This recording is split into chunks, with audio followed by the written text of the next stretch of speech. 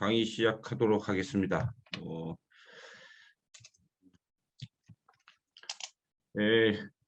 저는 원래 그 애널리스트 출신이고요. 그다음에 미래에셋증권에서 IB 일을 했었습니다. 결국 그 여러분들이 창업하시게 되면 상장을 하기 위한 목표가 큰 중요한 목표 중에 하나입니다. 그 부분을 저희가 직접 일을 담당했었고, 그 외에 이제 M&A라든지 또 추가적으로 펀드레이징이라고 보통 표현하는데요. 비상장이든 상장이든 자금이 필요한 회사들을 대상으로 해서 시장에서 자금을 조달해서 회사에 투자할 수 있도록 해주는 일을 했었습니다. 현재 저희가 하고 있는 IFG 파트너스는 여러분들 회사를 투자자들이나 내지는 그 외에 여러 관계자들한테 알려야 될 일들이 좀 필요할 겁니다. 그걸 이 금융시장에서는 IR이라고 보통 표현하는데요. Investors Relationship이라고 보통 표현합니다. 그래서 저희 회사는 지금 그 상장, 비상장 회사들을 대상으로 해서 시장의 회사를 알리는 IR 업무를 주로 하고 있는 회사입니다.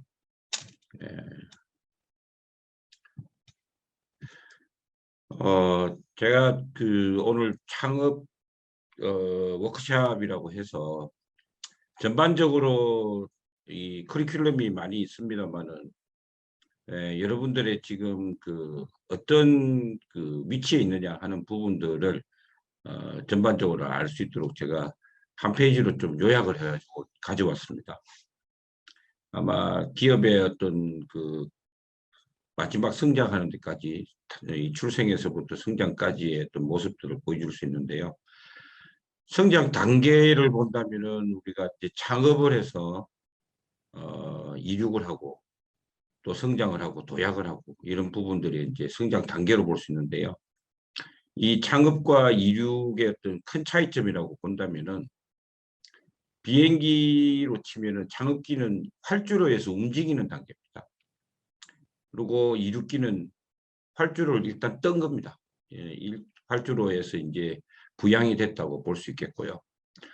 이 성장기라고 하는 그 개념은 궁극적으로는 흔히 대기권으로 본다고 그러면은 승천권까지 들어가는 것을 얘기하는 겁니다. 우리가 비행기를 타면 안전벨트를 풀어도 된다라고 하는 메시지가 나오는데요. 그 부분은 이제 하류청에는 뭐 태풍이나 또 다른 어떤 뭐 짙은 구름들이 있긴 하지만 그 위쪽으로 올라오면 비행기가 이 비행을 하는데 큰 부담이 없는 쾌적한 환경이 조성되죠. 그런 부분이 아마 성장기의 중후반이 될 거로 저는 생각을 하고요. 도약기라고 하는 거는 이 우리 회사의 성장의 어떤 틀을 본다고 그러면은 하나의 점프로 볼 수 있을 겁니다. 이 점프라는 것은 후술해드리겠지만은 성장이라고 하는 것이 이 창업에서 성장기까지 올 때는 사실은 거의 원 아이템에 의존하는 경우가 되게 많습니다. 근데 도약기로 갈 때는 원 아이템으로는 불가능한 일들이 많이 벌어지게 됩니다. 그래서 그때는 또 다른 형태의 우리의 어떤 경영 전략이 필요할 거고요. 이 부분을 매출액 기준으로 본다 그러면은 창업기는 아마 요 최근에 지금 뭐 그렇게 좋은 상황은 아닙니다만은 한 6개월 전만 해도 바이오 업체들이 이제 상장을 많이 했었습니다. 근데 이 바이오 업체들 같은 경우에는 매출액이 제로 베이스인 회사들도 꽤 있었습니다. 그래서 창업기는 보통 매출액을 따진다면 대략 10억 원 정도까지 매출을 일으키는 정도를 창업기라고 볼 수 있을 것 같고요. 이륙기로 가면은 이제 한 10에서 50억 원 정도. 그리고 성장기는 제가 볼 때는 한 100억, 200억, 500억의 어떤 3단계 정도를 거쳐가는 경우를 볼 수 있을 것 같습니다. 그 위에 도약기는 한 1000억 원 이상이 되는 것으로 생각이 들고요.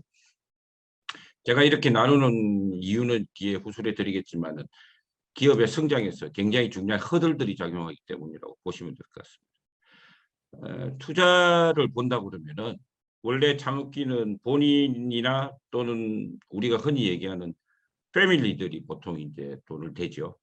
그러고 난 다음에 이륙기가 되면 이제 뭐 지인이 뭐 창업기에 올 수도 있겠지만은 이륙기에 이제 지인들과 그다음에 초기 투자자라고 볼 수 있는 엔젤 투자자, 그리고 엑셀러레이터라고 하는 그 전문적으로 초기 투자 기업들을 투자하는 시스템이 지금 마련되어 있습니다. 그리고 아주 초기에 벤처 캐피탈이 움직이는 수도 있습니다. 그리고 이제 성장기에 들어가게 되면 그 투자는 대부분 벤처 캐피탈 내지는 이와 유사한 기관 투자가들이 있습니다. 이런 투자자들의 투자가 대부분 이제 얘기를 들으시겠지만은 이 기관 투자가들의 본격 투자를 시리즈 A, B, C 정도로 보통 나눕니다.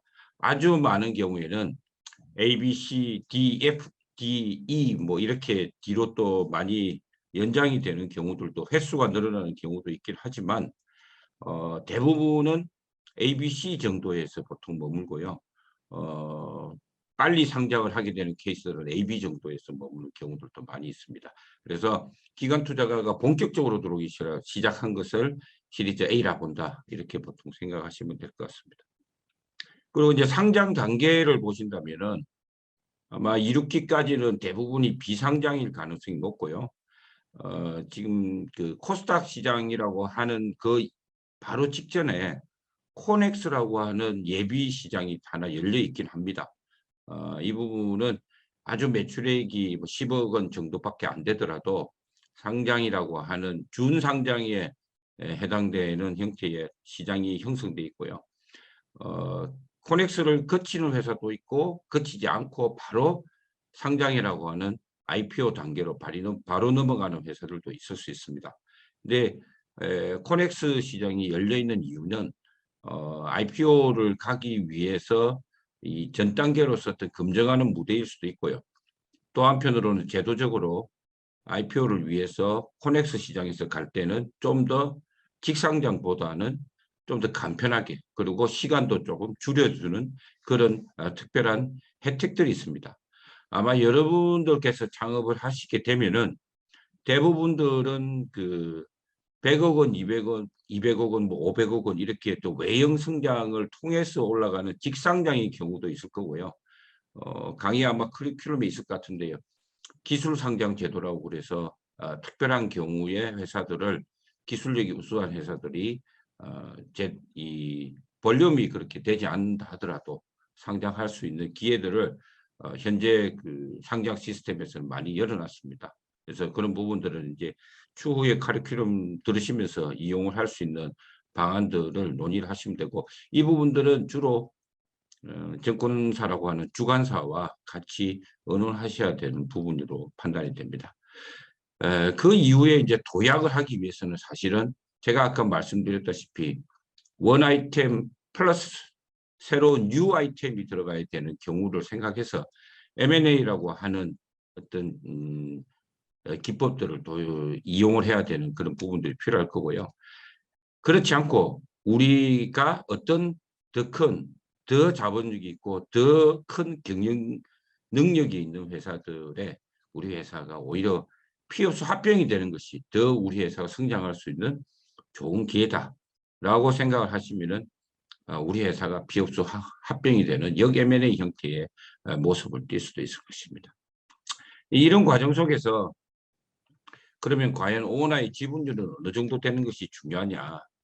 대부분의 경우는 창업기에는 본인 내지는 패밀리, 그래서 아주 측근들이 100%를 다 가지고 있는 것이 대부분입니다. 물론 뭐 몇 분이 모여가지고 의기투합해서 만들어진 회사일 수도 있지만 좌우지간 합치면 뭐 100%가 된다고 보시면 될 것 같고요.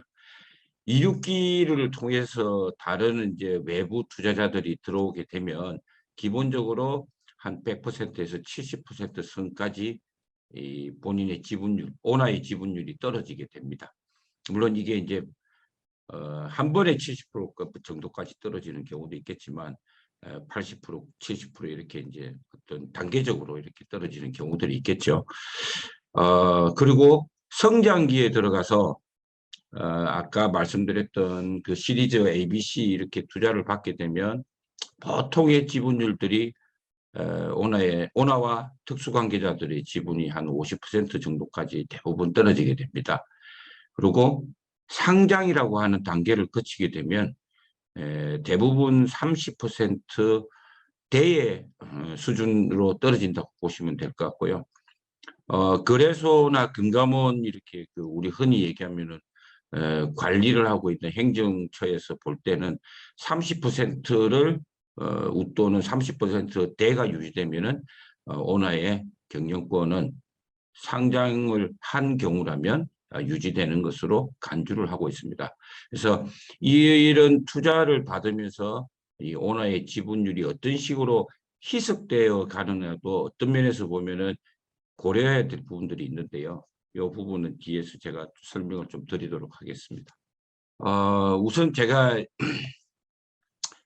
이 회사가 2, 6기부터 성장을 하면서 어떤 단계가 있다라고 말씀을 드렸고요. 그 매출이라는 것들이 어떤 의미냐라는 걸 제가 후술해 드리겠다고 말씀드렸는데, 기본적으로 우리 대부분의 회사들은 처음부터 수출 시장을 놓고 어떤 아이템을 개발한다든지 매출을 일으키는 경우가 그렇게 흔하지는 않습니다.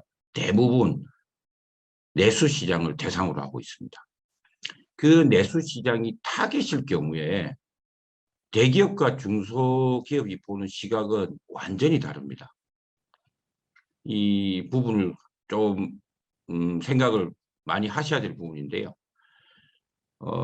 대한민국 시장에서 대기업들이 참여를 하는 시장은 시장 사이즈가 적어도 1,000억 원 이상이 되어야 대기업들이 적극적으로 참여를 하기 시작합니다.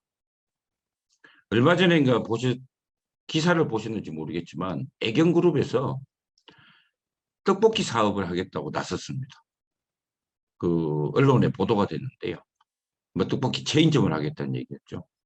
근데 결과적으로는 참여를 못했습니다. 진입을 못했죠. 이유가 있었습니다. 왜냐하면 이제 골목 상권에 있는 우리 소상인들이 적극적으로 반대를 하고 나섰기 때문에 못한 건데요. 따지고 보면 대기업, 이 애경이라고 하는 대기업이 그러면 떡볶이 시장에 왜 참여를 했냐? 시장이 1,000억 원 이상으로 크다는 얘기입니다. 예전에 우리가 뭐 지금은 그게 시장이 완전히 재편이 됐습니다만 책방이라고 하는 흔히 얘기하면 이제 소상공인들이 생계를 유지하는 그런 업이 있었는데요. 지금 책방이라고 하는 개념이 지금은 뭐 찾아보기도 힘들 정도로 없어졌습니다. 그게 어떤 식의 영풍문고라든지 전체적으로 교보문고라든지 이렇게 큰 업체들이 영세 상인들의 어떤 시장 영역을 다 뺏어가 버린 거죠. 그 뭐냐면 시장이 크기 때문에 그걸 집합해가지고 다 가져가 버린 겁니다. 그러니까 시장 규모가 크기 때문에 들어오는 거죠. 그럼 반대로 얘기를 하면 작으면은 안 들어온다는 얘기죠. 그래서 제가 앞서서 말씀드렸는데요. 성장기에 보시면은 100억 원, 200억 원, 500억 원 이렇게 구분이 되어 있는데 대한민국에서 한 아이템으로 처음에 하는 것이 100억 원 정도가 허들입니다. 100억 원을 처음에 달성하기가 그렇게 쉽지가 않아요. 근데 100억 원을 넘으면 또 탄력을 좀 받아 200억까지 갈 수 있습니다. 제가 볼 때는 어떤 새로운 신규 업종에서 이 중소기업이 맥스로 할 수 있는 금액은 제가 볼 때는 500억 원 정도이지 않을까. 그것도 초기 선두주자로서 나갔을 때. 우리가 시장을 전체적으로 100억에서 200억, 500억 정도까지 성장할 그 순간에 시장성이 있다고 판단하면 우리의 경쟁자들이 이 성장을 동시에 이제 나타나게 되겠죠, 시장에. 그러면 시장을 나눠먹기 시작합니다. 결국 선두업체가 500억을 했다는 얘기는 나머지 이 두 번째, 세 번째 다른 후발주자들이 또 나머지 시장을 100억, 200억씩 해서 나눠 먹고 있다는 얘기죠. 그래서 합쳐가지고 한 1,000억 원 정도의 시장이 될 겁니다.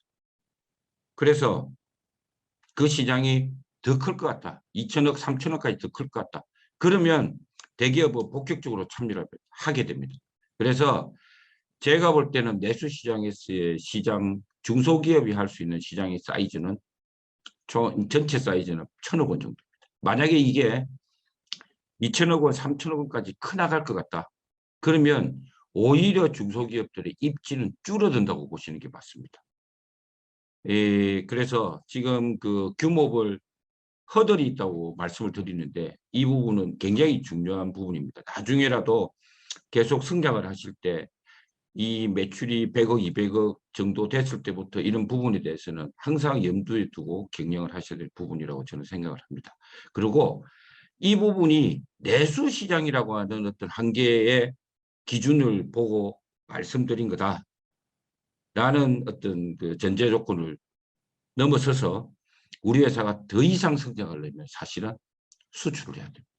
국내 시장에서 부딪히는 영역을 어떤 정도 수준에서 이제 멈춰줘야 됩니다. 이런 부분들이 꼭 중요하다라고 하는 부분을 꼭 생각하시면 좋겠습니다.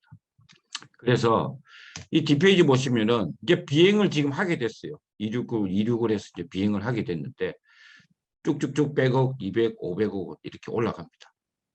근데 제가 말씀드렸다시피 시장이 커져 나가게 되면 뭐 우리가 흔히 알고 있는 삼성이나 LG나 뭐 SK나 이렇게 큰 대기업들이 직접 들어오지 않을 수도 있습니다. 하지만 이미 지금 우리나라 재벌들의 패밀리들은 이 3세, 4세들이 지금 어마어마한 숫자들이 있습니다. 그 이면에는 형제들이 자본력이라는 게 존재하고 있고요. 그래서 대기업 패밀리가 있다는 얘기는 언제든지 거기에 이 도움을 받아가면서 이 시장성이 있는 쪽으로 밀고 들어올 수 있는 여지를 가지고 있다는 얘기입니다. 그래서 삼성이나 LG가 직접 들어오지 않는다. 그래서 상관이 없다라고 생각하시면 큰 오산입니다. 대기업 패밀리는 호시탐탐 지금 돈 되는 시장, 규모가 어느 정도 되는 시장에는 언제든지 이 밀고 들어올 준비를 하고 있다라고 생각하시면 될 것 같습니다. P2P라고 하는 걸 혹시 뭐 잘 아시는가 모르겠는데요. 약간 그 우리가 뭐 언론에서 본다 그러면은 유사 뭐 모집업체 뭐 이렇게 해서 이제 유사 자산 운용업체 뭐 이런 식으로 표현을 많이 하는데 사실은 이게 이제 합법적으로 지금 금감원에서 허용을 한 게 얼마 안 됐습니다. 근데 시장성이 어느 정도 있겠다라고 지금 보고 있어요. 흔히 말하면 소액 투자자들의 돈을 모아서 대출을 해주는 일을 하고 있는 회사거든요. 대기업이 지금 한 군데도 안 들어오지 않았는데요. 적어도 한 2, 3년 전에는 최근에는 대기업 패밀리들이 지금 이쪽 시장까지 좀 들어오고 있습니다. 그래서 언제든지 이 대한민국 내수시장에서는 이런 일들이 생길 수 있다라고 하는 걸 꼭 생각하시고요. 그래서 이 원아이템으로 할 수 있는 것이 한계가 있다라는 부분을 꼭 생각을 하시고요. IPO하고 관련해서 말씀드린다면 예전에 그 게임 업체들이 한 개의 원 아이템 게임을 가지고 돈을 번다고 해서 상장을 시켜준 경우들이 있었습니다. 그게 한 5년에서 한 10년 그 정도 예전 얘기인데요. 그 회사들이 게임의 수명이 다하고 넥스트 게임이 안 나오는 바람에 실적이 급전직하를 하는 부분은 물론이고요. 결국은 뭐역 M&A를 당하든지 아니면 뭐 오너가 회사를 판다든지 하는 형태로 해서 그 회사들의 어떤 지속적인 이 성장이라는 부분들이 좌절되는 것들이 많이 있었습니다. 그래서 IPO 같은 경우에도 게임 원 게임으로 성공을 했다 하더라도 넥스트 게임이 있느냐라는 부분을 보고 있고요. 바이오도 마찬가지입니다. 지금 우리가 파이프라인이라고 보통 표현하는데 원 파이프라인을 가져가면 아예 지금 뭐 보지도 않습니다. 그래서 그 이외에 다른 또 추가적으로 할 수 있는 뭐 라이센스 아웃을 할 수 있는 지금 현재 임상이나 이런 것들 연구하고 있는 그런 아이템이 있느냐라는 것들에 대해서도 보고 있다라고 하는 것도 생각을 좀 하셔야 될 것 같고요. 그러면 상장으로 가는 이 보통 매출액은 어느 정도가 적당하냐? 대부분 지금 이제 매출액이 보통 한 2, 300억 정도가 나오면은 영업이익이 한 2, 30억 정도 나옵니다. 이제 매출액 대비 영업이익률 한 10% 정도로 보통 잡는데요. 물론 업종마다 조금 다르기는 합니다만, 기본적으로 이 매출액 한 2, 300억 원에 영업이익 2, 30억 원이다. 그러면 지금 상장되어 있는 회사가 유가증권 시장하고 코스닥 시장 합쳐가지고 한 2,500개 정도 됩니다. 그중에 그 정도의 매출을 한다 그러면 거의 끝에서 세는 게 훨씬 빠른 정도의 사이즈가 됩니다. 그래서 아마 시장에서 느낄 때는 이런 회사가 상장돼 있느냐 아니냐도 지금 모를 정도의 또 수준이 돼버린다 이렇게 생각을 하시고요. 그래서 기본적으로 한 상장을 가는 매출액은 500억 정도가 직상장 가는 데는 맞는 사이즈다. 그러면 영업이익이 한 50억 정도 수준 이 정도가 맞다라고 생각을 하시고요. 지금 이제 카이스트 쪽에 계신 분들은 대부분들이 이제 기술력으로 가는 그 회사들이 많기 때문에 이 기준은 이제 직상장의 기준이고요. 기술 특례의 어떤 그 특별한 방법을 통해서 상장을 하실 경우에는 이 부분하고는 조금 별개로 움직일 수 있다라고 생각하시는 게 좋은데요. 최근의 움직임은 기술 특례라고 하더라도 실질적으로 매출액이라고 하는 이 모습을 띈 숫자가 제시돼야 된다라고 하는 것이 지금은 분위기입니다. 특히 바이오 같은 경우에는 예전 같으면은 뭐 한 1상 후반 내지는 2상 초까지 가면은 뭐 크게 문제없이 그냥 바로 상장이 되는데요. 지금은 매출액이라고 하는 숫자를 가져와라 라는 형태로 지금 되고 있으니까 어떤 기간별로 해서 시장의 심사역들의 어떤 분위기, 상장하는 어떤 분위기는 좀 달라질 수는 있겠지만 최근에는 조금 엄격해지고 있다라고 생각을 하시면 좋을 것 같습니다. 제가 이제 애널리스트 생활을 한 15년 했고요. 그다음에 IB 쪽 일을 한 10년을 했는데 제가 제일 상장시키는데 힘들었던 분들이 누구냐면 오너분이 교수님인 경우가 많았습니다. 근데 그분들의 어떤 그 기본적으로 갖고 있는 실력 그리고 일에 대한 정열 이런 것들은 누가 봐도 다 느낄 수 있는 부분이었는데요. 저희가 안타까웠던 것들이 하나 몇 개가 있습니다.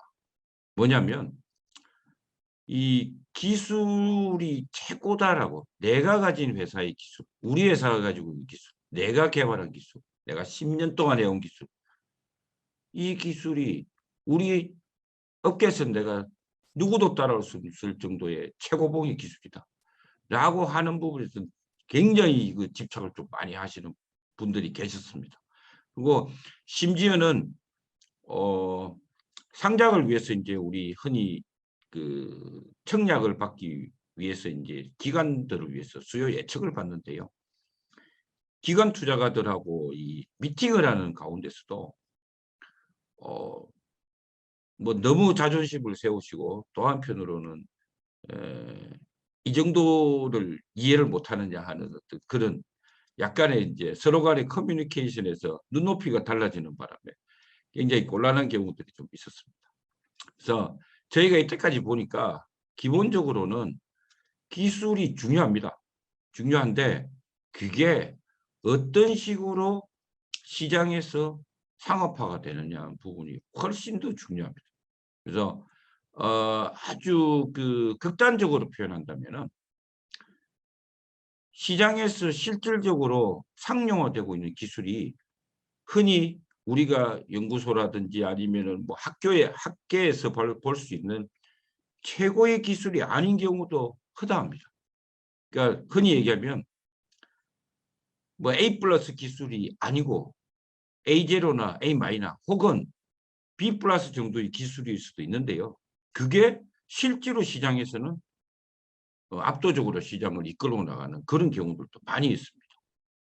이 부분이 이 상업화라는 거하고 연결이 되지 않으면 기술이 A 플러스까지 간다고 하는 것도 굉장히 많은 시간이 요구되고요. 또 그 부분을 다시 시장에서 주류가 되게 만드는 데도 시간이 굉장히 많이 걸립니다. 그래서 이 부분을 이 서로 간의 기술 개발하고 상업화라고 하는 부분을 같이 조화롭게 가시는 게 굉장히 중요하다라고 생각을 하시면 좋을 것 같고요. 이 기본적으로 이제 그 현재 페이지에서 보이는 얘기는 제가 기업의 흥망성쇠들을 많이 보면서 느낀 건데요.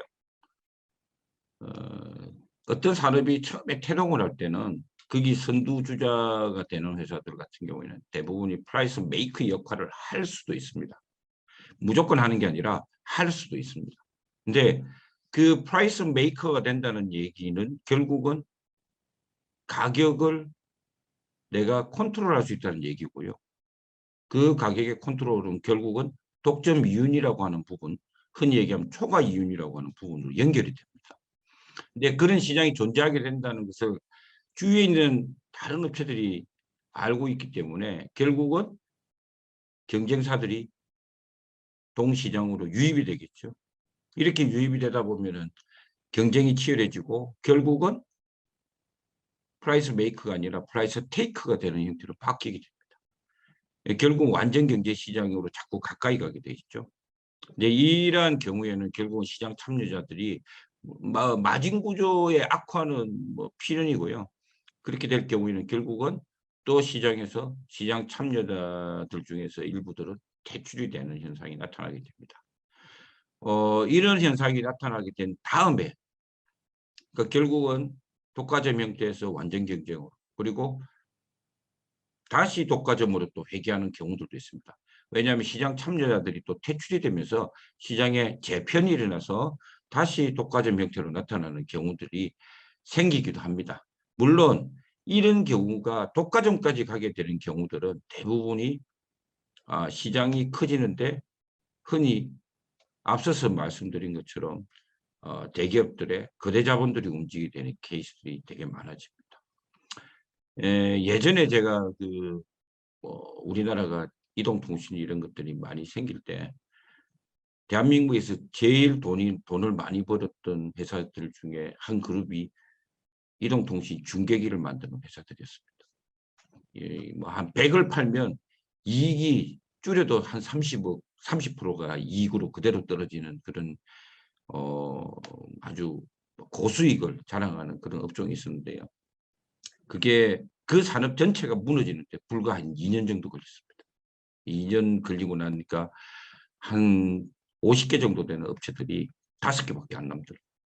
이런 일들이 벌어지게 되니까 우리가 속한 산업이 경쟁자들이 유입되면서 어떤 형태로 지금 빨리 이 산업 구조가 바뀌어 나갈 수 있겠다라고 하는 부분들을 꼭 염두에 두시는 게 좋을 것 같습니다. 이 앞서서 드렸습니다만은 결국 이제 판매가 중요하다. 이 기술 개발은 비즈니스의 시작에 불과합니다. 이걸 어떻게 하면 돈으로 다시 회수할 거냐 하는 부분이 중요하니까 어떤 식으로든지 간에 이 판매 전문가가 된다는 데 대해서는 꼭 염두에 두시기 바랍니다. 제가 지금 상장을 도와주는 회사가 하나 있는데요. 제가 볼 때는 기술적으로는 우리나라에서 꼭 필요한 회사고 세계 시장이 되나도 별로 뭐 선두업체 수준에 갈 수 있는 정도의 기술력을 갖고 있는 회사가 있습니다. 열적외선 탐지하는 칩을 만드는 센서를 만드는 회사인데요.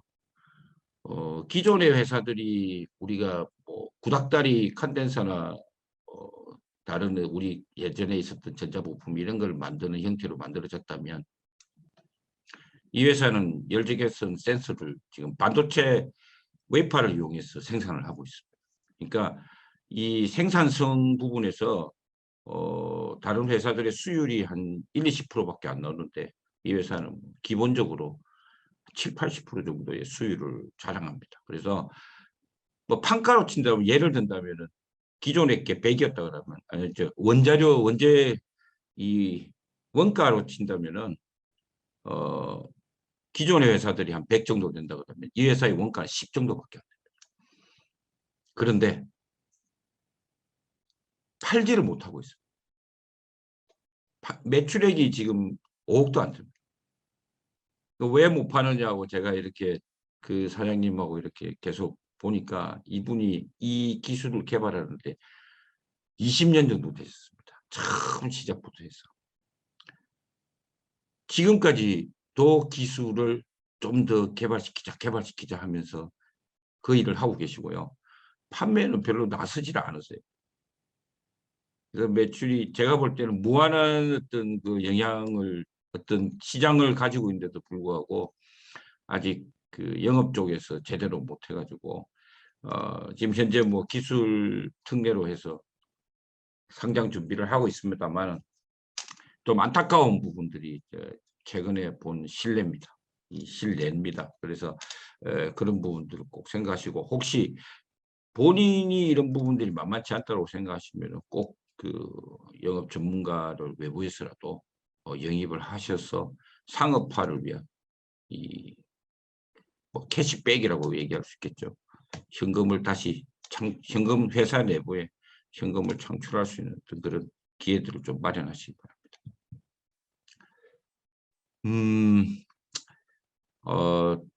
이 기술을 위주로 해서 창업을 하시는 분들이 제가 많은 부분에서 이렇게 느낀 건데요. 현금 흐름이라고 하는 부분을 이해를 잘 못하시는 분들도 계시고요. 관리를 제대로 또 이해뿐만 아니라 이해는 했는데 관리가 제대로 안 되는 부분들이 되게 많이 보였습니다.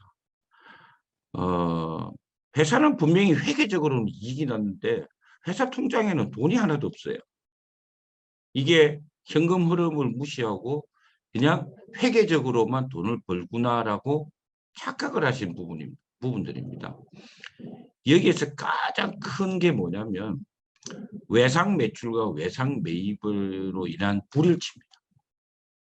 근데 중소기업들이 가져가는 그 대부분의 거래 관계는 보면요. 매입을 할 때는 외상 매입이 잘 안 됩니다. 맨 마지막 행에 있습니다만은 이 대부분의 우리가 원재료를 가져오는 쪽은 대기업입니다. 근데 대기업들이 중소기업한테 외상으로 해주기 위해서는 굉장히 오랜 기간 거래를 하든지 해야지 뭐 소위 업계에서 얘기하는 형태로 얘기하면 현찰박치기입니다. 근데 현찰박치기를 해서 원재료를 우리가 사와야 지금 수주받은 것들에 대해서 매출을 일으키고 만들어서 팔 수가 있는 거죠. 근데 팔 때는 또 어떻게 되느냐? B2B인 경우에는 또 대기업에 팔게 됩니다. 그럼 대기업이 어떻게 됩니까? 또 현찰을 안 줍니다. 그러니까 우리가 원재료를 구입할 때는 현찰을 주고 가져왔는데 파니까 납품을 하니까 B2B인 경우에는 거의 외상으로 매출이 일어납니다. 돈이 안 들어오는 거죠. 분명히 매출은 일어났는데 회사 통장에는 돈이 없습니다. 언제 옵니까? 그러니까 다음 달 말에 들어옵니다. 그러면 이번 달부터 해서 다음 달 중간까지 해서 직원들 월급은 어느 돈으로 줍니까? 또 우리 회사의 전기세하고 수도세하고 임대료는 다 어떻게 줄 겁니까? 이 부분이 되게 중요한 부분인데 좀 간과되는 부분들이 생기고요. 그래서 맨 마지막 줄에 있습니다. 대기업 사이에 끼인 중소기업임을 명심하자라는 얘기는 뭐냐면 대기업과 대기업 중간에 우리가 있을 경우가 되게 많습니다. 물론 아닌 경우도 있겠지만 이런 경우에는 정말로 조심을 하셔야 됩니다. 원가, 이 원재료를 구입을 할 때 현찰 다 주고 가져오고 판매할 때는 외상으로 팔아서 돈을 못 받고 여기에서 2, 3개월 정도의 불일치만 생겨도 회사에서 이 현금이 필요한 어떤 부분에서는 굉장히 큰 불일치가 생기게 됩니다. 이 부분을 꼭 명심을 하시고 이래서 또 B2C를 하자라고 하는 분들도 계시는데요. B2C는 또 다른 부분이 있습니다. 일단 뭐 온라인으로 판다 이런 개념이 있을 수도 있겠지만 기본적으로 B2C는 어떤 형태로든지 우리가 만들어진 완제품이 소비자한테 빨리 갈 수 있도록 이렇게 깔려야 됩니다. 흔히 얘기하면 배치가 되어 있어야 되는 부분이 생깁니다. 그래서 이건 또 한편으로 얘기하면 완제품, 흔히 팔 수 있는 상품 형태로 만들어진 형태의 제품을 만들기 위해서 우리가 초기 투자 형태로 돈이 또 투입돼야 된다는 것을 의미합니다. 그래서 예전 같은 경우 이런 말이 있었습니다. B2C를 하기 위해서 기초자금이 얼마 정도 필요하냐. 전국의 그 물건들을 대리점까지 다 까놓을 때 기본적으로 100억 원 든다고 옛날에 통설이었습니다. 그러니까 100억을 깔고 시작하는. 그러니까 이런 부분들이 필요하다라고 하는 것, 이런 부분들이 시장에 존재한다는 것을 꼭 염두에 두시기 바랍니다. 그다음에 이제 한 가지 또 생각해야 될 것이 계절성입니다. 우리가 1, 2, 3, 4분기가 있는데 대부분은 1분기가 연간 매출액 100이라고 본다면은 1분기는 10에서 15 정도를 할 수 있거나 못하거나 합니다. 그리고 제일 이제 뭐 많이 되는 게 하반기겠죠. 그래서 3분기, 4분기가 됐을 때 기본적으로 3대 7 내지는 4대 6 정도에서 상반기, 하반기를 구분한다면은 하반기에 매출액이 기본적으로 많이 일어납니다. 물론 이제 업종마다 조금 다른 부분이 있겠지만, 근데 문제는 뭐냐면 또 앞서서 현금으로 똑같은 얘기가 생길 수 있을 겁니다. 그 계절성이라고 하는 부분은 상관없이 우리가 나가야 되는 고정비는 항상 상존하는 겁니다. 그래서 1분기와 2분기의 어떤 그런 흔히 얘기하면은 뭐라고 표현해요? 춘분기라고 얘기할까요? 이런 시기에도 고정비는 항상 존재하고 있다라고 하는 부분들 꼭 생각하시고요. 팥빙수만 팔고 있는 설빙이라는 회사가 있습니다. 아마 체인점으로 좀 보셨는지 모르겠지만 여름에는 팥빙수 잘 팔립니다. 근데 겨울에는 팥빙수가 안 팔리죠. 근데 고정 임대료 내야 되고 고정 그 직원들 월급 내야 되고 월급 줘야 되고 뭐 이런 여러 가지가 있으니까 이 설빙이라는 회사가 어떻게 했냐면 결국은 팥죽을 팔기 시작했습니다. 겨울에 팔 수 있는 제품을 아이템을 다시 보완제를 만든 거죠. 이제 이러한 부분들이 예전에 이제 모피 회사들이 있었는데요. 겨울에 이제 모피가 많이 팔리니까 하는데 여름에는 모피가 전혀 안 팔립니다. 그래서 다른 업종을 이종 업종으로 해서 같이 연계해 가지고 하는 경우들도 많이 있었습니다. 그래서 산업에 따라서 다르긴 하지만 그래서 계절성 파악이 중요하고요. 특히 B2G 있죠. 거버먼트. 정부에 납품하는 회사다. 이러면은요. 1분기는 거의 제로일 때도 있습니다. 그러니까 왜냐하면 예산을 책정이 됐고 그게 산하기관들까지 다 예산이 분배가 돼야 되는 부분들이 필요하기 때문에 그런 경우에는 1분기는 완전히 굶어야 됩니다. 물론 4, 4분기에 가가지고 예산을 또 소모를 해야 되기 때문에 나타나는 매출이 또 쏠림 현상도 있습니다. 그럴 때는 또 이제 인력을 또 어떻게 관리해야 되느냐 하는 부분까지 같이 연결해가지고 생각을 하셔야 되는 게 많을 거다라고 말씀드려야 될 것 같습니다. 그래서 제가 이제 그 자금 조달의 단계가 있다고 앞에 이제 말씀을 드렸는데요. 기본적으로 크게 보시면은 창업자, 동업자, 지인, 그리고 뭐 엔젤 투자자도 있고요. 그다음에 최근에 시장을 대상으로 해서 크라우드 펀딩이라고 해서 소액 일반 공모하는 그런 경우들도 있습니다. 근데 이게 이제 뭐 10억 언더면은 그리고 50인 이하 이렇게 되면은 그 신고수도 없이 그렇게 그 허락 없이 그냥 그 공모를 할 수 있는 그런 경우도 생겼는데요. 그 이후에는 이제 스타트업 펀드도 있을 거고 벤처 캐피탈 뭐 이런 형태의 이제 기관 투자가들한테서 돈을 받기도 하고요. 기본적으로 이 자금을 받게 된다고 하는 부분들은 어떤 대가들을 지불해야 된다는 것을 뜻하는 거죠. 그래서 이 맨 밑에 있는 이제 IPO 같은 경우에는 상장을 하면서 다수의 시장에 있는 투자자들로부터서 이 돈을 자금을 확보하는 그런 경우인데요. 이 03에 있는 그 벤처 캐피탈 펀드라든지 그다음에 04에 있는 PEF라든지 하는 어떤 펀드들로부터 투자 받았을 때 꼭 명심하셔야 될 단어가 리픽싱입니다. 리픽싱입니다. 이게 뭐냐면 제가 한 주당 예를 들어서 액면가 500원짜리인데 투자를 받는 기준가를 주당 10,000원으로 받겠다라고 약속을 해서 그 투자받는 단가를 10,000원의 기준으로 맞춰놓고 나중에 주식으로 바뀔 수 있는 자금 형태로 해서 우리 회사가 투자를 받습니다.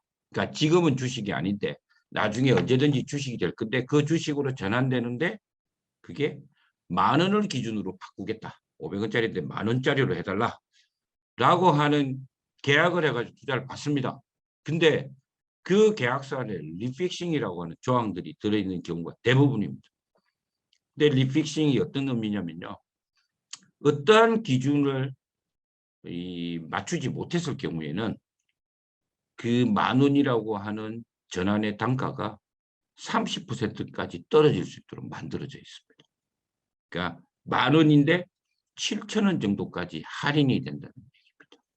그럼 우리가 기본적으로 예를 들어서 100주가 투자자들한테서 주식이 들어올 수 있다고 했다면 사실은 130주 이상의 주식이 들어오게 되는 거죠. 이렇게 전환이 될 수 있는.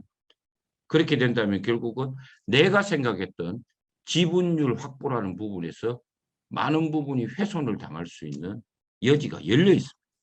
그래서 리픽싱 조항이 어떻게 되어 있는가가 되게 중요합니다. 대부분은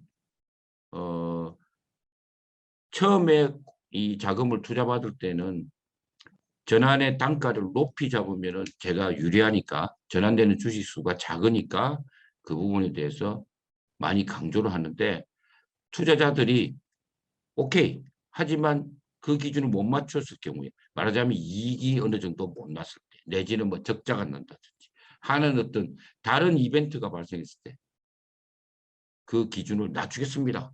오케이 하시겠습니까? 이렇게 되는 거죠. 대부분 그렇게 되는데요. 최근에 법이 지금 바뀌었습니다. 한 번 리픽싱 돼서 내려갔던 가격이 어떤 조건을 또 거기에 결부시켜 가지고 특약 조항을 넣었을 때는 그 리픽싱 돼서 내려갔던 전환 가격이 다시 10,000원으로 회복할 수 있는 특약 조항을 넣어도 좋다라고 하는 게 이 지금 현재 법으로 바뀌었습니다. 이 법이 다시 제도화됐거든요. 그래서 앞으로 그 투자자들한테서 투자 받으시는 계약서에는 그런 부분들이 꼭 있느냐 없느냐라는 걸 리픽싱 보건 조항이라고 보시면 될 것 같습니다. 예, 있느냐 없느냐를 좀 따지시고 혹시 그런 부분들에 대해서 뭐 궁금하시면 제가 아까 물어보니까 우리 학교에도 변호사분들이 계시다고 이렇게 들었습니다. 이제 그런 분들하고 조금 더 의논하시면 좋을 것 같습니다. 그래서 이 투자유치 공식이죠. 제가 말씀드렸죠.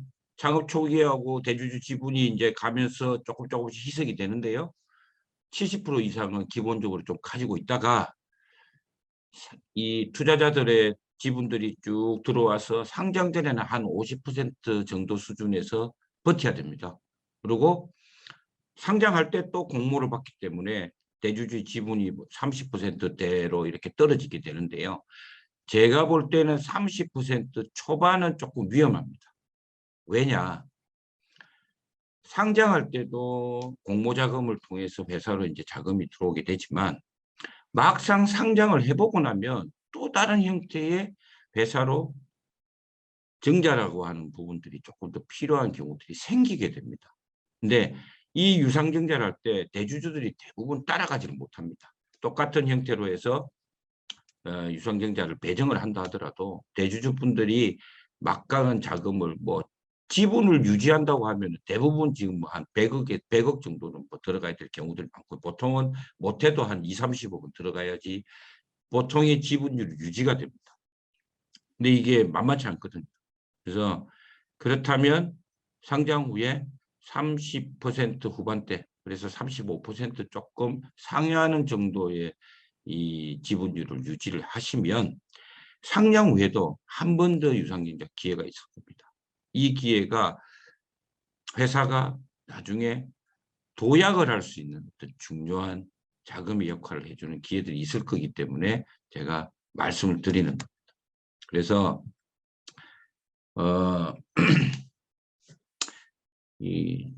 기본적으로는 비상장이 낫느냐 아니면 상장이 낫느냐. 뭐 여러분들께서 지금 이제 창업을 하셔가지고 계속 하시다 보면 이제 기관 투자가들한테 돈을 받기 때문에 상장을 안 할 수는 없을 겁니다. 거의 다 이제 상장을 해야 되는데 어떤 의미에서든지 간에 제가 볼 때는 상장이 비상장보다는 적어도 한 10배 이상 저는 낫다고 봅니다. 제가 예전의 기업들과 제가 일을 하면서 이때까지 봤던 회사들 중에 똑같은 일을 하는 회사들 두 개가 있었는데, 하나는 기회가 돼가지고 빨리 상장을 했고요. 하나는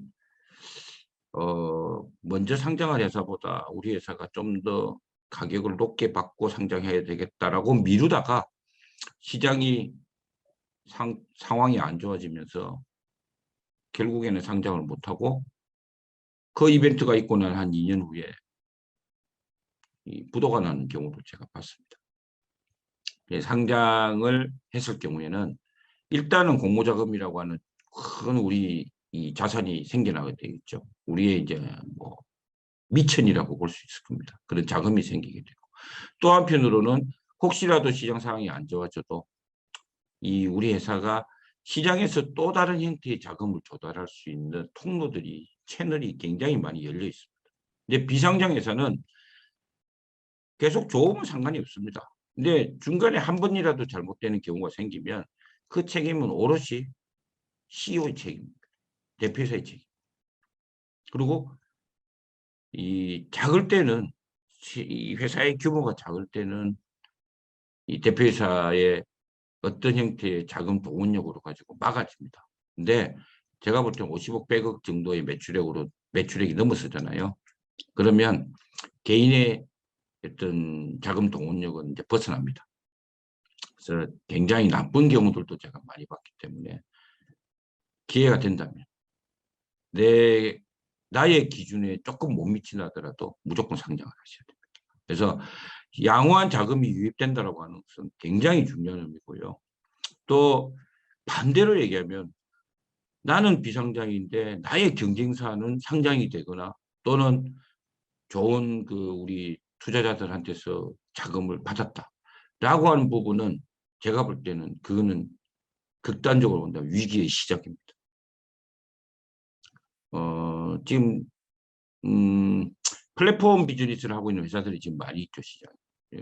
뭐 온라인 앱을 하고 있는 회사들도 쿠팡도 있고 뭐 여러 회사들이 많습니다만, 쿠팡이 지금 별로 좋은 상황은 아닙니다. 좋은 상황은 아니지만 그래도 공모자금이 5조 원 정도 이렇게 들어왔기 때문에 아직도 버티고 있는 거거든요. 그게 아니었다면 아마 회사는 망했을 텐데, 이게 가능한 이유가 그런 자금들이 들어왔기 때문이고요. 극단적으로 내가 정말 이제 이 회사에서 이제 나는 엑시트를 해야 되겠다 할 때도 비상장보다 상장사가 유리합니다. 그리고 우리가 상장을 한다고 하는 것은 상장 프리미엄이라는 게 존재하는데요. 예전에는 그 상장 프리미엄이라는 것이 우리 회사가 아무것도 안 하고 있어도 상장만 되어 있다는 그거로서 받는 프리미엄, 예전에는 한 50억 정도 되는데요. 지금은 100억 이상입니다. 그래서 이 상장이라고 하는 것은 굉장히 중요하고, 대신에 그 전 단계까지 가기 위해서 여러분들의 그 지분율 이런 부분들은 충분히 관리를 하시면 좋겠고요. 시장에 투자를 하고자 하는 그 벤처 캐피탈이나 이런 쪽은 많이 있습니다. 단지 현재 지금이나 또 뭐 예전이나 지금 나중에나 그 당시에는 패션이 있습니다. 그 패션에 우리가 된다 싶을 때는 빨리빨리 진행을 하시는 게 좋을 것 같습니다. 현재 지금 어저께도 제가 벤처 캐피탈 우리 선후배들하고 같이 저녁을 먹었는데, 바이오주는 지금 아예 투자도 안 됩니다. 그러니까 이제 투자를 받겠다고 벤처 캐피탈의 미팅 자체도 잡지를 못하는 상황. 상장 분위기도 좀 그렇고요. 그래서 어떤 패션이라는 게 있기 때문에 항상 좀 기회가 될 때 여유 있게 자금을 확보하시면서 진행을 해 나가시는 게 훨씬 더 많은 어떤 그 리스크에서 벗어날 수 있는 그런 중요한 기반이 될 수 있지 않을까, 이렇게 생각이 듭니다. 예, 제가 강의는 일단 이거로 마치겠습니다.